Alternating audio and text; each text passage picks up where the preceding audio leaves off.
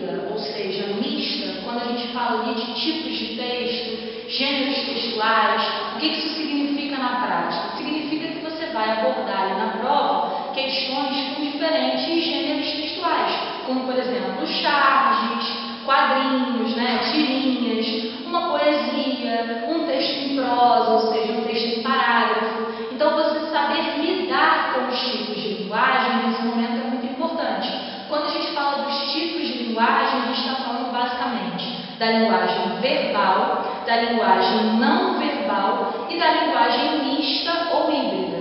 O que é a linguagem verbal? Quando eu verbalizo uma informação, toma cuidado, isso não tem nada a ver com verbo, ok? Verbalizar a informação, trabalhar a linguagem verbal é utilizar a palavra como código central ali. Então, por exemplo, eu vou ler um texto em que basicamente a palavra é um instrumento básico ali, o elemento da comunicação mais importante.